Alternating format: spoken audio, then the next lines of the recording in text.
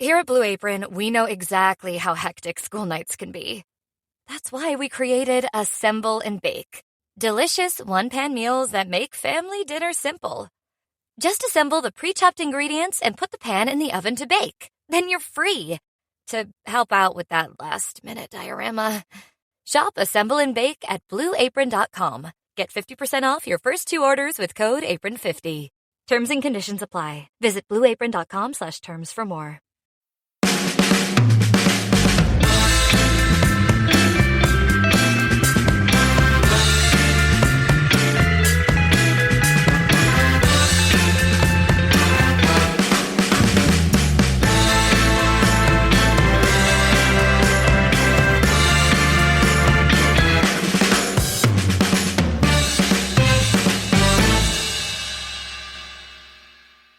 Victory over Swansea City last week. I think going into that league game against mid-ranked opponents was probably the lowest we've felt in terms of expectations for quite some time, wasn't it? Absolutely, and the first half lived up to those expectations gloriously, but then my prediction of a 3-0 comfortable win where we put in a performance managed to come true after Moyes made some magic happen in the second half, swapping Kagawa and Janzaj around, a masterstroke. Well, I suppose so, although the flip side of that argument would be, why the hell did he play Kagawa out of place in the first place? But, hey. So, you're right, to first point there you said was that United were pretty poor in the first half, very, very poor in fact. It was very, very laboured performance, and weirdly it was almost as if United were playing like the away side, happy to concede possession, let Swansea have it in front of them, actually pretty comfortable defensively, really, in all truth, for much of that half, although Swansea did create some, quite a few chances in the end, and then to try and break, but it was pretty ineffective, I thought, very laboured. Kagawa out of position on the left wing, couldn't get into the game. Janzaj wasn't influencing from that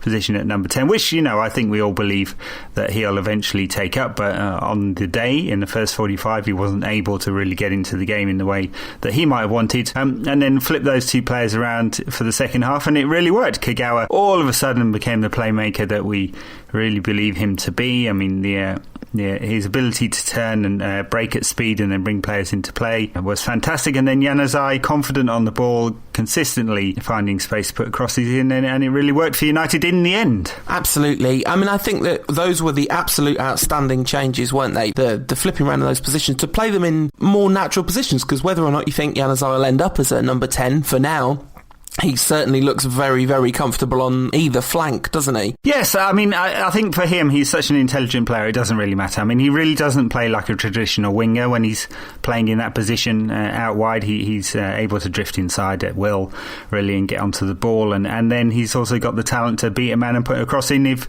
that's what's required. He's certainly no old-fashioned winger. But talking of an old-fashioned winger, I thought Antonio Valencia also had a positive game. He looked more confident going forward. Willing to try and take on the fullback, and helps United in that second half to really play like the away side and break when Swansea's possession finally broke down. Not that it broke down a lot. No, possession stats for that one, comical. I mean, actually, everyone makes fun of possession stats and use it as an example to show how, they're nonsense if you look at that. In the first half, it was kind of a question of, actually, this is when possession stats really do show you the nature of the passages of play and the balance of play and stuff, because United had 30-something% possession in the first half, which is their lowest at Old Trafford since people started collecting that kind of stat. Yeah, well, 39% in total through the whole game. Yeah, there's actually two ways of calculating possession stats. One is absolute time in possession of the ball, the other is number of passes, and you translate that into time because it's actually a pretty good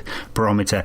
Swansea tend to do a little better, sorry for being all nerd on this, Swansea tend to do a little better on the translating the absolute time measurement than the translating passes into time, because they're actually playing quite a slow fashion, but it's marginal. In any case, 60% possession or a little bit more for Swansea. I don't remember the last time that anyone at Old Trafford had that kind of possession. That's the kind of possession levels that Barcelona achieve on a weekly basis. Yeah, I mean, I do think that it is United's lowest home possession been recorded, certainly in the league. I remember seeing or hearing that somewhere. I wanted to talk about the central midfield because I felt like, as well as the eye-catching change of Januzaj and Kagawa, the other thing that made an enormous difference to the second half was Fletcher breaking forward from the centre, because in the first half it could not have been a flatter 4-4-2, and there was a point where Danny had the ball somewhere on the right flank, and there was just an acre of green space and white shirts around him and nobody getting anywhere near him. And in fact, I think Kagawa's impact in the second half was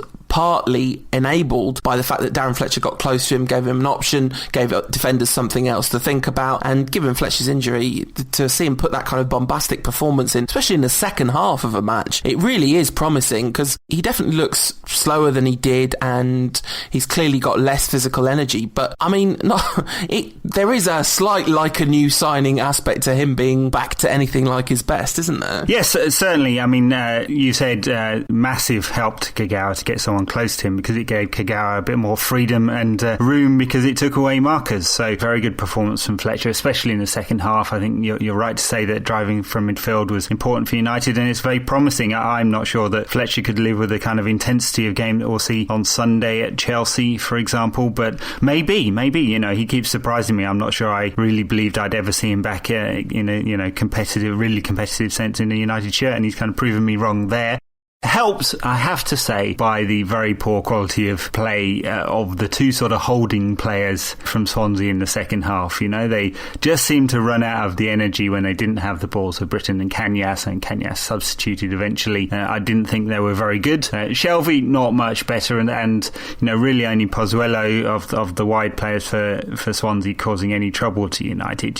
So the point being that either Fletcher and Carrick and Januzaj and Kagawa, that sort of quartet of players who came central a lot, managed to take over, which they did, or Swansea's performance level dropped off in the second half, which it did as well. I mean, Januzaj's first incredibly telling contribution was some out-and-out wing play. I mean, it was just a beautiful goal. I think it's the Valencia goal. There was a through ball from Kagawa, which Welbeck latched onto. He came back inside because the option wasn't there and gave the ball to Januzaj, who basically just ran in and out and then back in again towards the byline and whipped a beautiful cross. I mean, absolutely stunning cross. And you say Valencia had a positive game, and he did, but the quality of his crossing is just nowhere at the level of Januzaj's, is it? Januzaj's range of crossing, his tendency to find a player. After that game, Gary Neville gave Januzaj the man of the match. I certainly would have done if I was in charge of that sort of thing. He was just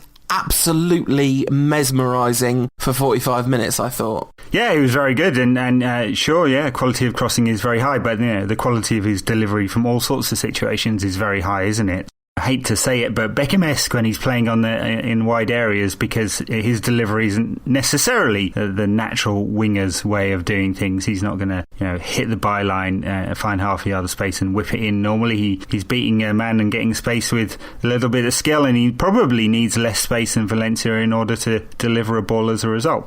I think in truth he's just a higher quality player than Valencia, and that shows. He's just a very, very high quality player. I wrote a piece today about him and the kind of comparisons that fly around. I mean, if you put Januzaj and Cristiano Ronaldo into any search engine, you'll see a lot of comparison pieces and people saying, this is the player he most reminds me of. Quinton Fortune, Gary Pallister, various other United luminaries saying that. I have to say, I mean, of course, he's a very different sort of player, and whether or not he'll become Ronaldo is so dependent on how much he wants it, because Ronaldo's just he won the Ballon d'Or again this week, of course, and the story of Ronaldo's success is a man with immense talent, but more than talent, he has drive, right? That's why he's the best. It's because he really wants to be the best, and that's been his whole kind of life's ambition, and whether or not Januzaj's got that will make a huge difference to the final level, whether he's, just a really excellent player for his career, or whether he's competing for awards like the Ballon d'Or. And I really don't think it's ridiculous to talk in these terms, because the only 18-year-olds I can think of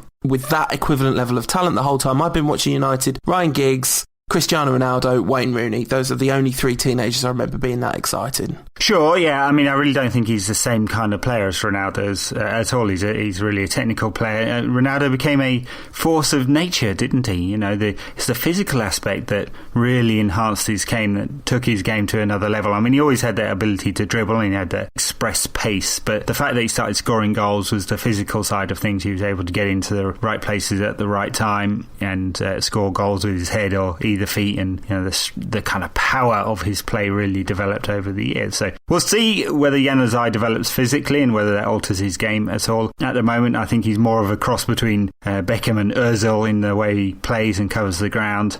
I guess it's just the type of movement, and he's just a technical player, so I don't expect Januzaj really to end up at number 9, although of course some people say he could play there. He probably could. I think it'd probably be a waste of his all-round game to do that. I mean, the other player that he makes me really think of is Giggs, because of the way he runs down the left wing with the ball at his feet. He's maybe not quite as quick, maybe he's a bit more gifted technically with the dribbling and stuff, and the Ronaldo thing, when he took that header against I think it was against Villa, right, the goal that Welbeck scored the rebound from, Januzaj suddenly just floating through the air looked such a Ronaldo-esque leap. And you're right, he's definitely not the same kind of player. But how excited about him are you? Well, very excited, because he's a huge talent, and I think when Gary Neville says something along the lines of he could be among the very best in the world, he's probably right. But really, to be among the very, very best in the world for the type of player he is, he's going to have to score more goals. And that will come in time, I think. I think he'll understand the game better and he'll get into the right positions. But technically, he's absolutely superb. He has really fantastic balance. He's not really physically built out yet, but manages to escape opponents because of that balance. He can deliver from set pieces. He can strike a ball very cleanly. He's certainly got power in his shooting. We saw he can hit a decent free kick as well. So, he's got all the aspects of his game that he needs. He's, I believe, scored with his right foot this season as well, hasn't he? So yeah, beautiful goal. Right. So he can do it with either foot. His heading's not that great. I mean, he's not exactly a big lad. So there's a few areas of his game that he's going to develop. I think some of it will be about understanding which position he ends up playing in. I mean, right now he's the utility forward that can play anywhere. Will he settle in one position? Maybe he'll settle in that position just behind the principal striker, and from there he could cause all sorts of damage. So yeah, very exciting. Excellent. I mean, the only thing I want to caveat that with is I'm not sure I would have expected him to be scoring more goals by now, certainly. I mean, of course, you hope he will as time progresses, but I think his contribution has been well above expectation up to this point in the season. For sure, yeah, and that's the point. Over the course of a career, if you're going to be up there with the very best in the world's elite, he's going to have to score some more goals because he's a forward player, but, not right now. I mean, frankly, at the beginning of the season, I didn't think that he was quite ready for the United first team, and there was some talk about him going out on loan. That would have seemed like a logical option. I mean, he had a very, very good season for the reserves last year, very exciting, but as a 18-year-old kid, just on the fringes of the United squad, I mean, he wasn't on the fringes of the United squad at all last season, but really only through the summer. Loaning him out would have seemed very sensible, but he's surpassed expectations in all areas, really. And we'll preview the game against Chelsea in detail, but the extent to which we need him is crazy, right? I mean, there's no way he should have those kind of expectations on him at this age, and that does say more about the quality of the squad. But, I mean, he's made himself absolutely indispensable to United, right? Well, he has, yeah, and it's a good job that he signed that 5-year contract earlier this season. Otherwise, there would have been clubs knocking, most certainly, There may well still be anyway, of course. But, look, that's tied him down for a long time. It puts United in a strong position in terms of, knocking back other clubs who want to come there. And you're right, United have become extremely reliant on him. And partly that's because other creative players in the squad have underperformed. Nani's hardly played this season. Giggs is obviously ageing. Scholes has departed. And Kagawa has not been fully utilised. And when he's had the opportunity at 10, he hasn't really impressed in the way that we want him to. So we have needed him because the other creative players in the squad haven't performed. Yeah, absolutely. The other thing I want to say, you mentioned that he excelled in the academy and we were thinking about sending him on loan, doing a bit of research. In the last 20 years, since Nicky Butt, in 93-94, Nicky Butt won the Denzel Haroun Award for Best Reserve Team Player. And in the 20 years that have passed, there's only 2 winners of that award that have become United first team regulars, which is Fletcher and O'Shea. And every other winner of that award has gone on to have a career elsewhere, but very few of them kind of really hit the heights. And it just goes to show how rare it is that the academy standout player turns into United's best player, right? It's not by any means logical that they'll follow. Yep, and that's a factor of it being extremely difficult to make it in the pro game, you know, and some of those players have gone on to have a decent career elsewhere over that 20 years. None of them have gone on to become world stars, so I don't think United made any mistakes, huge mistakes anyway. I think Giuseppe Rossi won one year, didn't he, if I recall correctly? Yes, he did, that's what I was going to say. Yeah, so Rossi's probably gone on to have the best career of those players that have won that award, and a very fine career, and he'll go to the World Cup as a man bang in form at the moment for Fiorentina. Of course, soon to be joined by ex-Red now, it seems, in Anderson. So it's just a difficult process coming out of the academy into the reserves and making it into the first team. And the fact that Janzaj effectively only had 1 season in the academy and 1 season in the reserves and made it into the first team is testament both to the good fortune he's had, because the squad is thin enough that he's been afforded the opportunity, and also his massive talent. Yeah, absolutely. I feel like it's completely appropriate to have a dedicated section to Janzaj when looking at that Swansea game, because really in 20 years, if anyone asked you about that game and you remember anything from it, it's likely to be the performance of Adnan Janzaj, I would have thought. I mean, I very much doubt I remember anything about that game in 20 years. It was an unremarkable performance. But I don't know. I think that I did not find it to be unremarkable, just because the second half was so markedly different. We looked such a good side for periods of that second half going forward. We looked like a really effective unit, and there was, another goal for Danny Welbeck, so try and remember all of those to store him up for the lean years.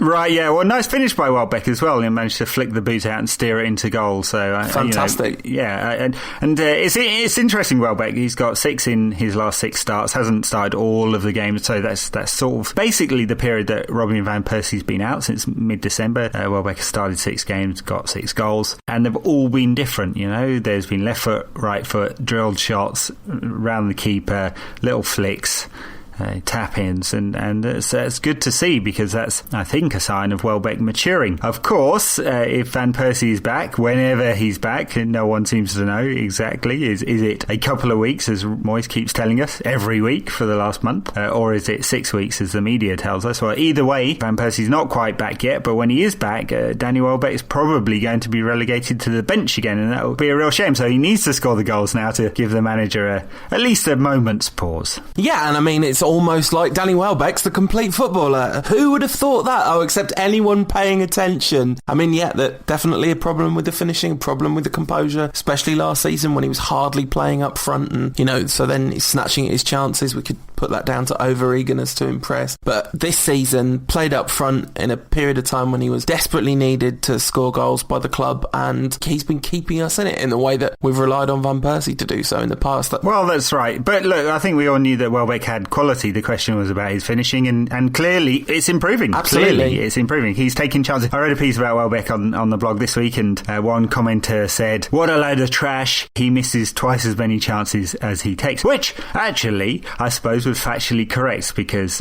he's scored with about a third of the shots that he's had this season. Mind you, that's almost exactly the same percentage as Robin van Persie and Wayne Rooney. So you could make that comment about 2 of the classiest strikers in world football too.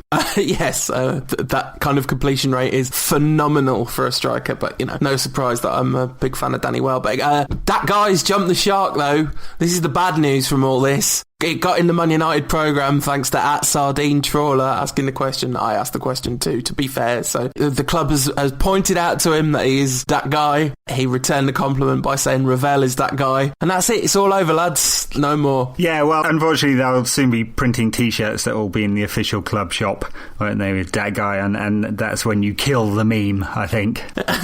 Absolutely. As long as they employ Alwyn Payne to do that, I'll be happy.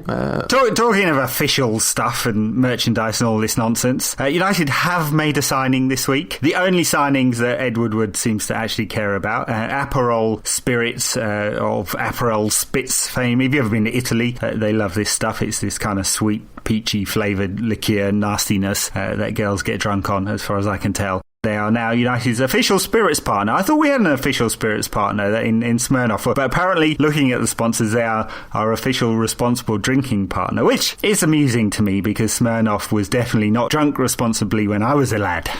No, I mean, we have had this exact discussion on the pod before about the insane doublespeak of Smirnoff being described as anyone's responsible drinking partner, because I'm pretty sure if you're drinking responsibly, you just don't drink Smirnoff, right? But yeah, official spirits partner, and of course a deluge of jokes about how, yeah, fair enough, United fans have needed to turn to hard drink, so this will be helpful. But yeah, kind of depressing, right? Another one. Every time another one comes along, I find it equally kind of like glum. Well, yes, because it just feels cheap and sordid sometimes, and it doesn't feel like United's strategy, although successful in increasing the commercial revenue like 300% or something like that in the last 3 or 4 years. It feels like commercialisation just for the sake of it, so they're taking any brand that comes along, and it doesn't feel like a strategy to gain blue chip brands, and we know this when they sign brands like Mr. Potato, right? This is the idea here, is to take as much cash as possible, and it really doesn't matter about how it tarnishes the United brand. And the fact that we feel slightly tawdry about it is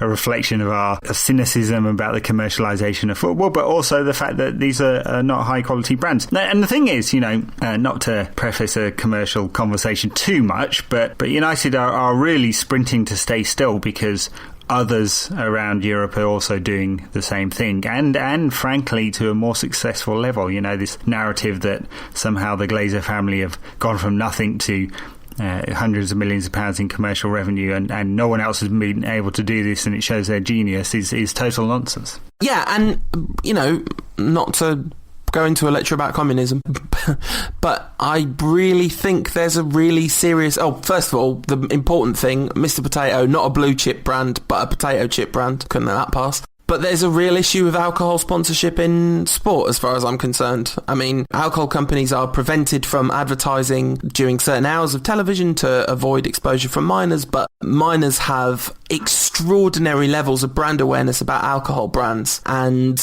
drinks companies argue exactly the same thing that tobacco companies used to argue, which is that they're not trying to get new customers, they're trying to convince existing customers to switch. But it's just as much of a lie as it ever was with tobacco companies, because people are incredibly brand loyal to alcohol brands in the same way they are to tobacco brands. So it's a stealth way of advertising products to children, essentially. I mean, there's slightly more to it than that. People do consume enormous amounts of alcohol when watching sport, but that's kind of weird in itself, right? If you kind of get down to it. I know it's completely ingrained in football culture, of course. Well, it is, yeah. But I'm not sure drinking Aperol is. Well, it's certainly not, yeah. Nice piece in the press release announcing that sponsorship deal, that Aperol Spritz would now be served at Old Trafford. I'm sure that's going to go, yeah. Meat and potato pie and an Aperol Spritz, please, love. Not so sure that'll be my choice, but hey. So look, it's a good point, because this is an institution that has significant appeal to youngsters, although of course they can't afford to go anymore because of the price rises around the game, not just at Old Trafford. But that is the whole point, of course. That's a key demographic brand. Your 14-year-old plus as a drinks company, that's exactly where you want to catch them. And of course, they're trying to get new customers. Let's not pretend that it's about switching. That's a load of nonsense. No one actually believes that, though of course they can make that argument because it's hard to prove otherwise. So United are associated with that. The interesting thing, I suppose, about this is that the club actually turned down a potential sponsorship from Mansion, the gambling company, because that wasn't within the ethics of the Glazer family. So gambling, of course, really not legal in much of the states. Certainly online gambling is a real problem. You have to run it out of certain states and certain times of day and all sorts of weird stuff like that. Whereas drink, I guess, isn't a problem for the Glazer family in the same way. You pick your poison, I suppose.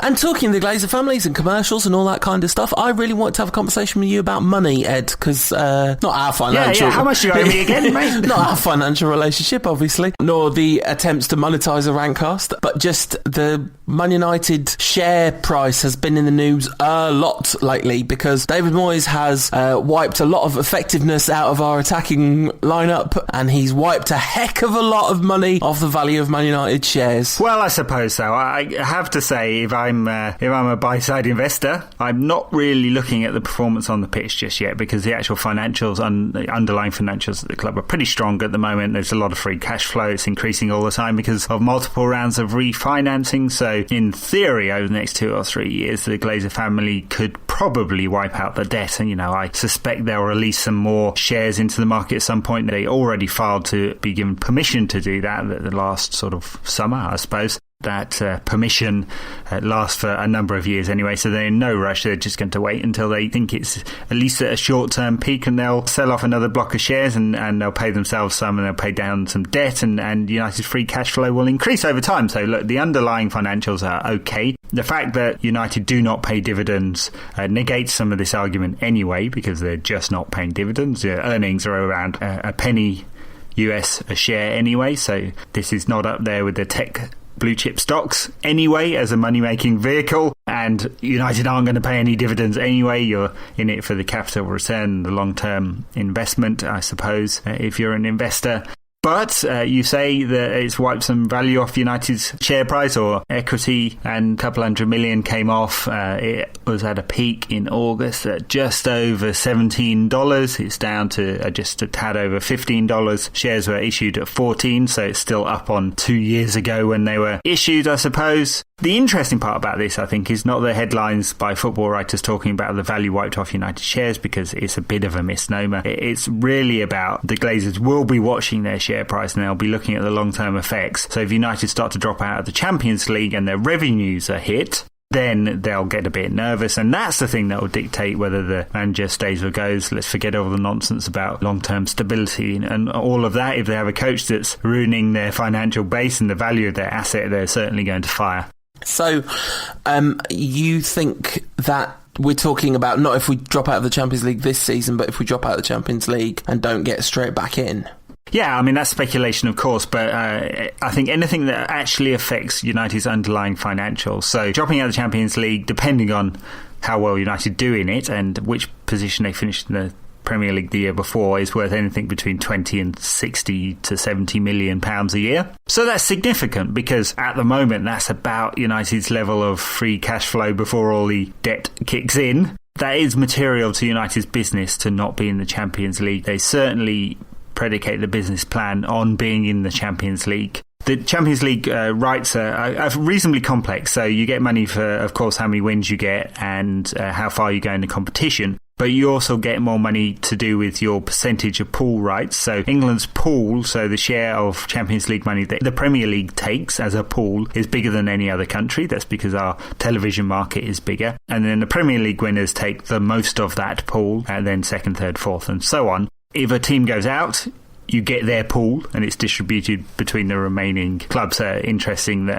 I think it was Milan made a significant amount of money in the Champions League last year, because all the other Italian sides went out really early. I think it's Milan, if I remember correctly. And so it's quite hard to predict how much money you're going to make from it, but it will certainly hit United's bottom line. Yeah, absolutely. And of course, then there's the whole on-field thing about what it does to United's effectiveness in the summer transfer window. Well, most certainly, and this is the thing that attracts players most of all, isn't it, these days? I mean, it's become almost a self-fulfilling prophecy. Everyone talks about it so much that it's become true that players of the elite level have to be playing in the Champions League. Of course, it's a little bit moot if United aren't very good in the Champions League, but hey, that's another question altogether.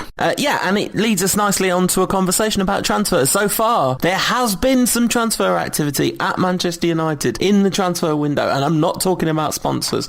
He's gone! He's gone to Fiorentina. I can't quite believe it. I, for one, will slightly miss his cheeky grin. Obviously, he hasn't done very much on the pitch, which will be missed. Not by any means a terrible footballer, but a terrible career at Manchester United, I think it's fair to say. Many lowlights permeated with a few glorious highlights, and he's off to play in purple. Very slimming, of course, purple. Yes. It might have to be. Yeah. Well, I suppose we can skip all the Ando fat jokes now. It'll be a shame. It's going to ruin about 50% of our content on this podcast. Yeah, you're in real trouble. Your material is really taking a serious hit here. I know. I'm going to have to get some writers in to help me out. What we need to sign Chubby Funster in the transfer window of some description. Maybe we do. Yeah. Well, maybe Bebe will come back porky. Who knows? So Ando gone, yeah, I mean, you're right to say, look, he's a player of significant talent when he was younger. I was looking through a few of the quotes today about Anderson. Once it was confirmed he was landed in Fiorentina to sign that deal, and I love the quote that's in one of Ferguson's books. I don't think it's in the latest one anyway. One of Ferguson's books about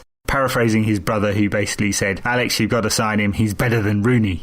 Which was, I guess Martin Ferguson had a few too many Aperol spritzes, or whatever they drink in Porto. Port, of course. He'd had a few of those and was feeling a bit worse for wear when he phoned in that report. But, Anderson was a very talented youngster, won the Golden Ball at the FIFA Under-17 Championships, as we well know, and Nuri Sarin came third in that one. So not everyone's career has gone up from there. But he just didn't make it at United. The thing that frustrated me about Anderson were the ifs and buts. Everyone kept saying, oh yeah, but if he played at number 10, he'd do it. He never did. He rarely played at number 10, and he never really did it. And pointing to the game against Arsenal or Liverpool as evidence that he was a brilliant player, well, fine, but I don't think a brilliant player is a one-off player. I'm afraid a brilliant player is someone who can do it over a season. And Anderson never did it. He never broke 30 games in a season. He never put a string of games together because he was always injured and unfit. Maybe some of that was unlucky, maybe not. Never put a string of games together because he wasn't consistent enough. So in the end, the 30 million euros that United spent has been a poor investment. And, he got a very long time at United given the return on that poor investment. 6 years is 6.5 years, very long time for someone who performed really, honestly, quite poorly for United for a very long time. I do think that Fergie really liked him. I genuinely, there was a moment of contact between the two of them during the celebrations, and I just think Fergie liked him and gave him more chances than other people because he found him a positive force in the dressing room and all that kind of stuff, and fun to have around and useful in a kind of mascot capacity. And I'm not even joking about this. I really think there was something to that, and obviously United put in a huge figure to buy him, so maybe Ferguson, there's a bit of pride there, not wanting to let him go on the cheap, never having proved himself. And also, he did flatter to deceive all the time, because there were times when he would put an excellent performance together, and I remember being so excited after the Community Shield and the 5-0 against Bolton when Anderson and Cleverley looked like the future of our midfield, and I really was excited. They really looked like our best central midfield pairing, and that clearly did not turn out to be the case. Anyway, no, clearly not. But that's the thing. It's about consistency. Yeah, and absolutely. I would be hugely surprised if Anderson suddenly turns around and becomes one of the best midfielders in Italy. Although, of course, there's been other players that United have let go who have become one of the best midfielders in Italy.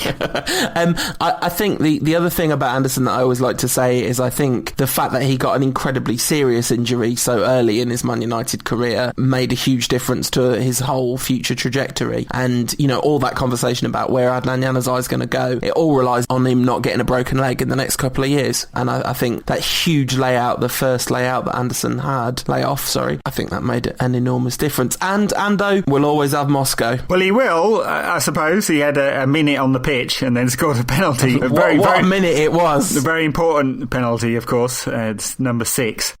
He's going to leave United with, I think someone said 4 Premier League titles and the World Club Cup and the European Cup as well. He's got some collection of medals and a really massive bank account, and in reality hasn't really earned it. But there you go. Maybe he'll go on to have a fine career elsewhere. I would be surprised, but maybe. I wish him well. Other people get frustrated with him stealing a living at United, and I can understand why, because it's the fans that go every week. It's their money that he's earning, isn't it? And all of us that pay for products which are advertised on television, it's our money too during football matches. But yeah, I will never forget for the rest of my life the faces he pulled at goalkeepers during when we were taking free kicks. That is a football memory that I'll carry with me forever. So there we go. Good luck, Ando. I hope you don't eat all that steak in Fiorentina.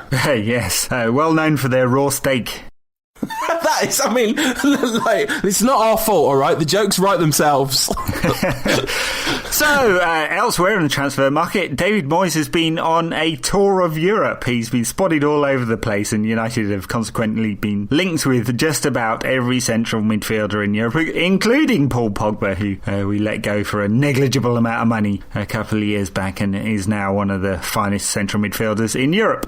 No chance of signing him, by the way. I'm quite sure that a lot of that speculation is simply Mino Raiola, his agent, testing the waters for where Pogba's next move will be. I suspect he'll be back to Paris. The reason that you suspect that, Ed, is because it will be back to Paris. Has ever a transfer, Mino Raiola player at Juventus from France. I mean, it's just got Paris Saint-Germain written all over it, hasn't it? It has, yeah, nailed on. Another one of United's supposed targets, Luke Shaw at Southampton. What a crazy club Southampton is at the moment. I would be surprised if he goes this winter, Luke Shaw, but apparently United interested. Why wouldn't they be a very talented left back? And we need a new left back if Patrice is going next summer, which looks likely, but he's nailed on to go to Chelsea, I think. So don't think we'll be getting him either. No, also, yeah, he's supposed to be a massive Chelsea fan, apparently. So, since they need a left back to replace their outgoing left back as well, for the long run, I think it's going to be very difficult to compete. It would be difficult to compete probably for most players with Chelsea if they really wanted them, because we're not in the same league financially, are we, in terms of wages and stuff, what we're going to offer them. Well, no, although, we keep hearing that Moyes' war chest is massive. Haven't seen any evidence of that yet. It might be massive, but it's definitely under lock and key.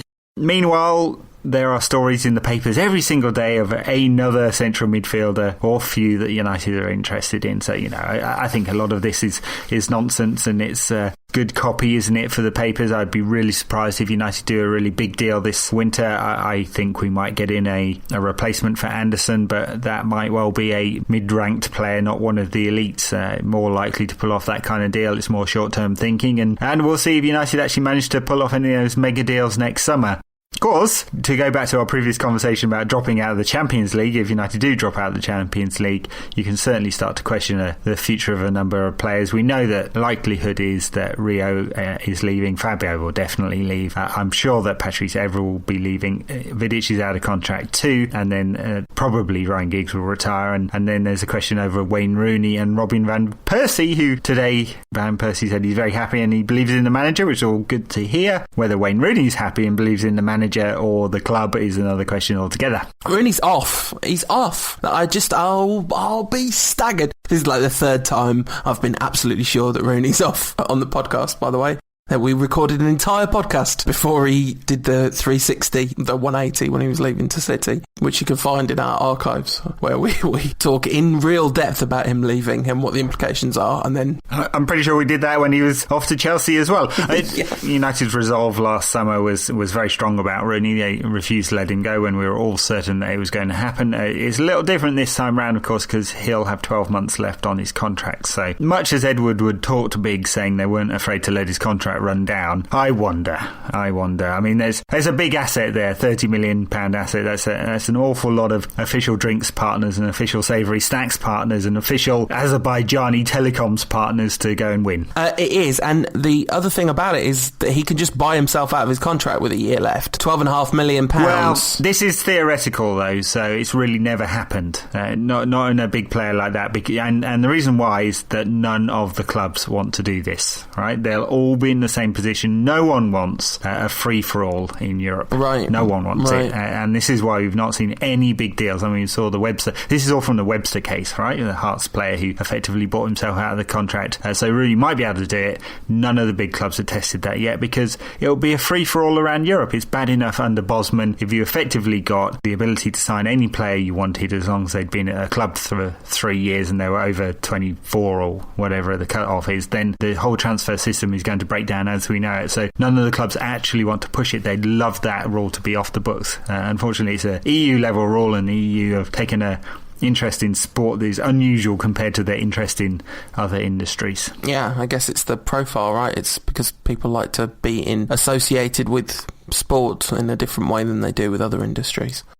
At JDuke_, long time listener to the Rantcast, right back to the old days. He asked an interesting question. I'm trying to puzzle it out in my head. Why doesn't Vidic get as much stick as Rooney? His agent's saying he won't be back, and it's not the first time he's looked to leave. And first of all, I think they've slightly walked back the Vidic definitely isn't going to stay to a kind of, oh, no, he's open to it, etc. But he has kind of definitely been in negotiations, presumably at a reasonably high level with other clubs over the years. Why do you think he doesn't get the full Rooney treatment? Well, I think part of it is it doesn't feel quite as overt, and he's not attempting to directly move to one of United's major rivals, and he's not the star player anymore. So there's part of that. But of course, people are right to point out that in the past he's also looked around the market in Europe. Remember when he had that very long thigh injury, nerve injury, I think it was, and quite a poor season that season. He was also looking around Europe at other options at that time. That's his agent's prerogative, I suppose. So it's a fair challenge to say that perhaps he hasn't been committed to the United cause in the same way some other players have, and maybe you should get some stickers part of that. But he hasn't attempted to engineer a move to Chelsea or Manchester City.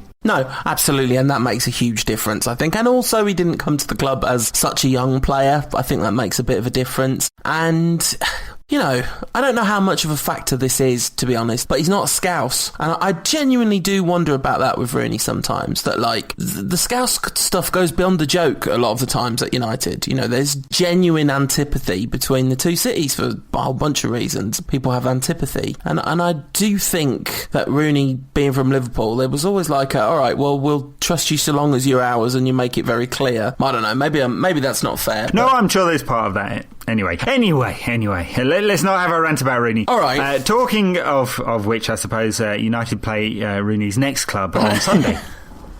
Down at Stamford Bridge. This is going to be a massive test after winning last week. Moyes came on MUTV and said, we're going to turn it around, and this is the start. It's a platform to build on. I feel like I've seen that interview about 10 times this season. It's certainly a test of United's platform, isn't it? Away at Stamford Bridge.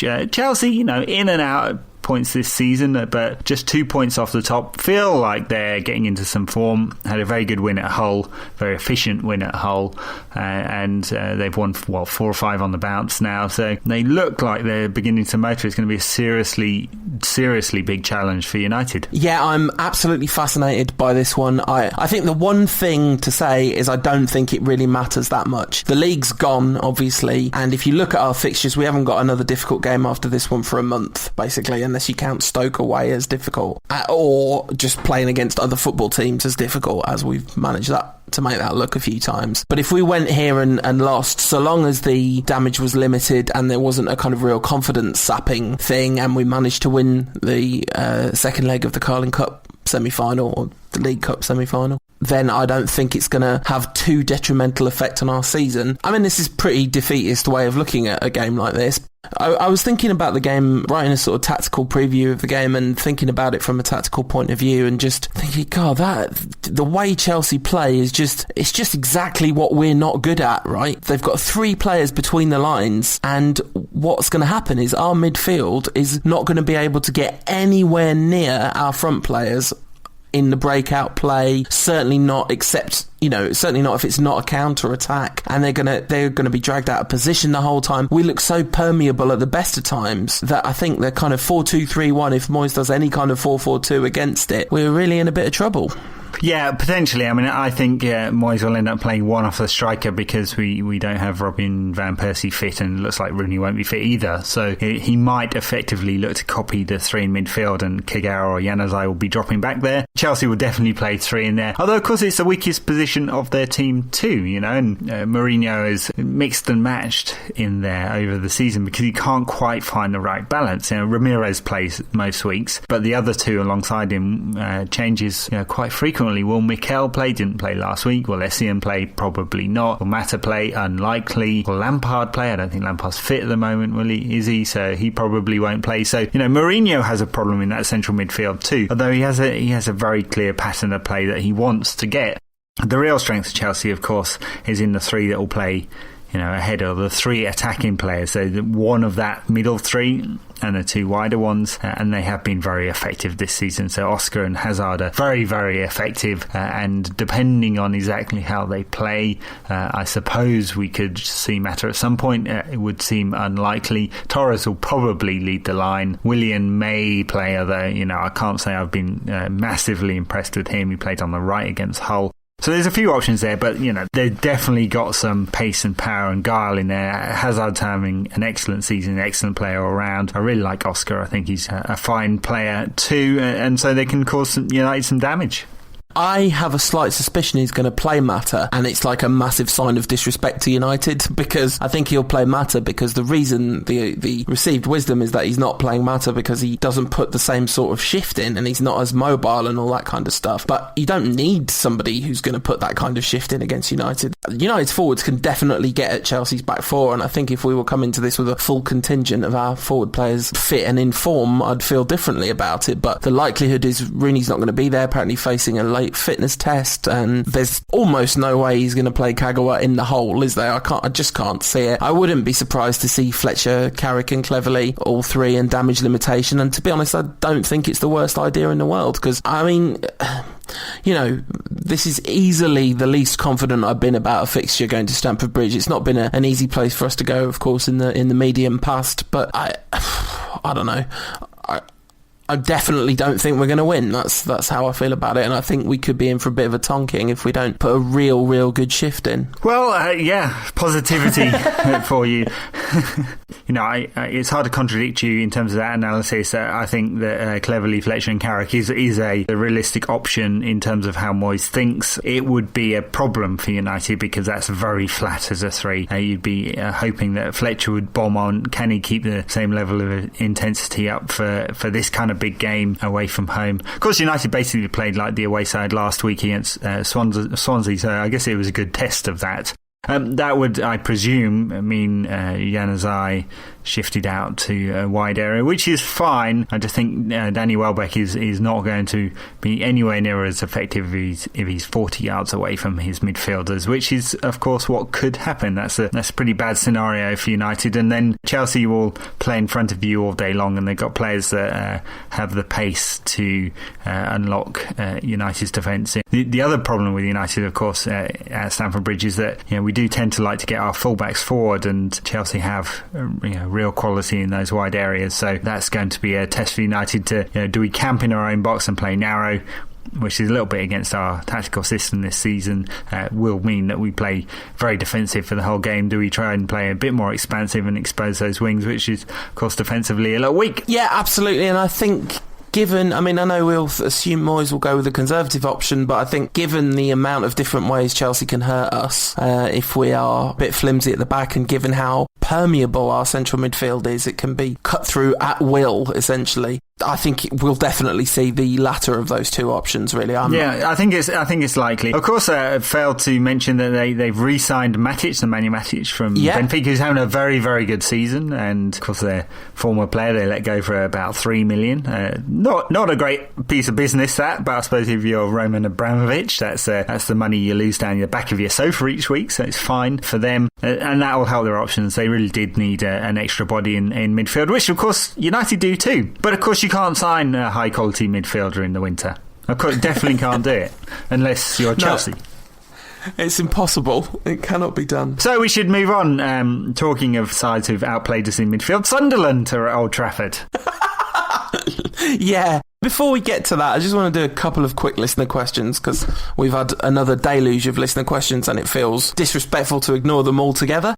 So, a question from Ben Hudson, who says that the other night he was out with some non-United supporting mates, and one of them told him that they thought Raphael was rubbish, and he couldn't believe, Ben was saying, how quickly he went completely mental at his mate, just like really emotionally invested as he recited stat after stat and anecdote after anecdote about how good Raphael was. And he said the chap continued to slag off other United players, Rio, Rooney, Nani, etc., but none of them brought about the response that Raphael did. Suddenly he realised that Raphael was just his favourite United player. Perhaps only David De Gea would get the same sort of defence from him. So his question is, which current United player would you most vehemently defend in an argument?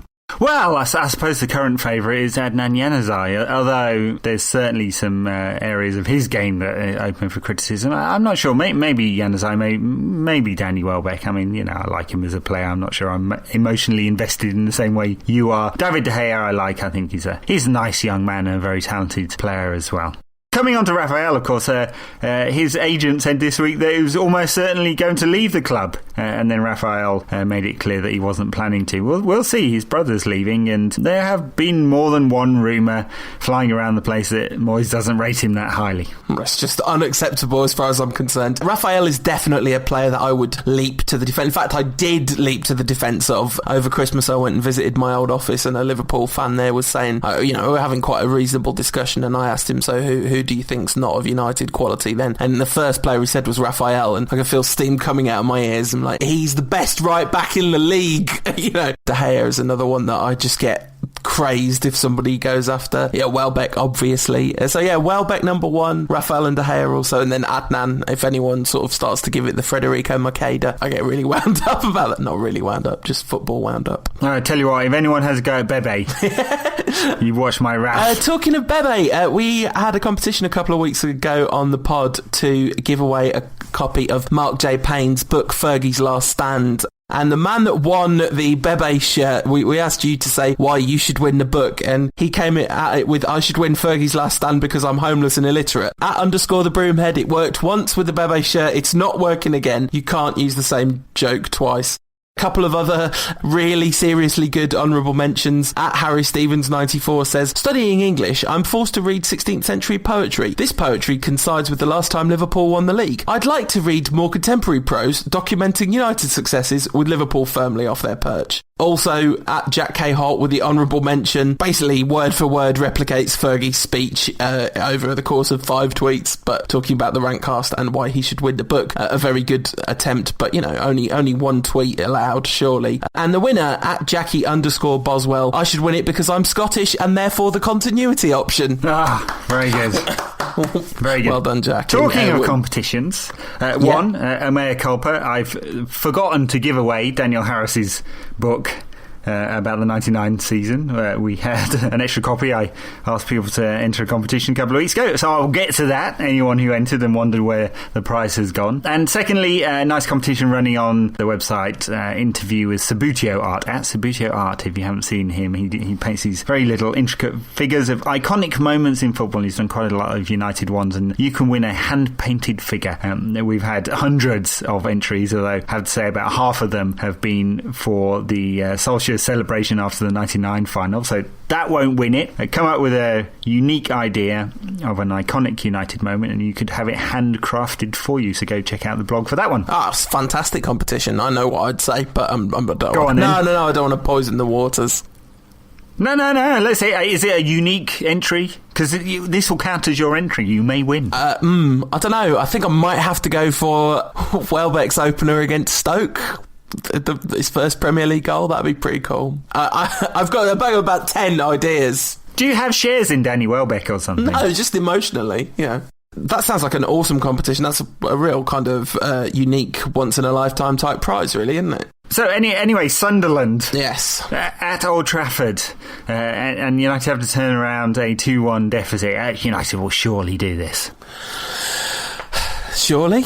Sounds a bit strong to me. Well, I mean, look, there are two questions. One, United played very badly in the first leg and deserved to lose. At home, not been fantastic this season, so another piece of evidence in the negative box. On the positive side, Sunderland, absolutely awful. Although, won a couple of games on the spin now, of course. I guess the challenge for United also will be that it'll be a very intense game against Chelsea on Sunday. There's not a lot of turnaround time, and so that might be a challenge for the side to then turn it on Wednesday, maybe. But, seriously, if United cannot beat Sunderland, only 1-0, remember, it can't beat Sunderland to reach the Capital One Cup final against Manchester City, then really don't deserve any silverware at all. No, absolutely, and I think we probably will. I was very negative about it after the Sunderland Sunderland and first Swansea game back-to-back. I thought we looked really abysmal at that point. We've definitely picked up something in the meantime. The second half performance against Swansea was really promising to me because Moyes addressed the issue, made us a lot better at half-time and clearly motivated the players. And the fact that we're playing Janzaj and Kagawa together, which hasn't happened very often, gives me a lot of confidence. We'd like to see that more often, wouldn't we? Anyway, I'm mindful we've had a very long show this week, lots to talk about, but one last thing we need to do before we go is predictions. Absolutely. I think we're going to lose 3-1 to Chelsea and win 2-0 against Sunderland and go through. Very good, or not very good. Have you predicted a loss before for United? Yeah, I've definitely predicted losses in the past, right. But it's been a long time. It doesn't happen very often. But then, to be fair, before this season, we didn't really lose very often. Well, no, this is true. So I'm like Mark Lawrenson,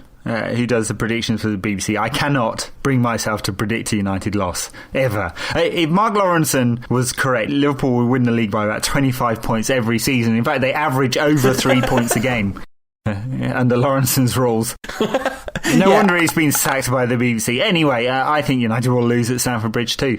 It's hard to find any logical reason why we won't. Oh my goodness! We'll scrape a 0-0 draw with a backs to the wall Mourinho-esque parking the bus performance. Now I think United will lose 1-0 at Stamford Bridge and will beat Sunderland 3-1. All right, excellent. And on balance, it's sad to say, it's really sad to say that the Carling Cup game the League Cup game is more important than the Chelsea game, because you say that, but United currently 3 points behind Tottenham, 4 behind Everton and 5 behind Liverpool. So the results go the wrong way this weekend and United could find themselves 8 points off 4th place. That's true, but then if you look at the fixtures after the Chelsea game, we're playing Cardiff at home, Stoke away, Fulham at home, then on the 12th of February Arsenal away, but then Crystal Palace, so then it gets a bit tricky again because we're playing City. But after this game we've got 3 games where you'd expect us to be getting 9 points. I mean, I know, it's United under Moyes, and so whether we get those 9 points or not is up for grabs, but Cardiff, Stoke and Fulham, if we don't get those 9 points, we definitely, we really are in trouble. Well, quite. So let's hope we do get those 9 points, because I really am not full of confidence that United will get anything out this weekend. I think it could be a really pivotal weekend, though, in Moyes' and United's season. If the results do go against us and we find ourselves 8 points behind 4th, that's a serious gap. Yeah, absolutely. Could, of course, go right. Maybe Liverpool will lose to Aston Villa and oh my God, maybe at Anfield, and maybe United go win it at Stamford Bridge, and we'll all be feeling much better about ourselves again after that, won't we? So such is the nature of United this season. It's very hard to predict because we don't know which United will turn up. Most of the time, it's been a very poor one, and occasionally it's been a better one. Let's hope that United of the second half against Swansea City turns up and we put in a performance. Yeah, absolutely. Although I don't think I've ever been more depressed about... last week we had a question like, what's your low point as a Man United fan? I think I might have to update mine to the time Ed said hopefully Aston Villa will beat Liverpool, and we had to somehow care about that. It's just not acceptable, is it? Well, no, it's okay to care about anyone beating Liverpool any week, but yes, in the chase for 4th, God, it's got bad, hasn't it? Anyway, on that cheery note, given that we are Optimism's podcast, honest, we'll leave you for another week. Let's hope we're both wrong about the result on Sunday. Let's hope we're both right about the result next Wednesday. And of course, I have a weekend off next weekend, which is very nice. So we can put it all into it this week, lads. No shirking it. Good luck. You're going to need it. Absolutely. And, I hope you all have a lovely week, whether or not the football goes our way. Try and enjoy the weekend. And we'll be back next week with another one of these. If you want to get us at the meantime, get me at UTD Rantcast, get Ed at United Rant. Find us both, or more accurately, neither of us, on facebook.com/United Rant. Get us both on the show page at unitedrant.co.uk and help out with bandwidth at unitedrant.co.uk/donate. And also leave us a review or rate us on iTunes. And thank you very much to all the people that have done that in the last couple of weeks.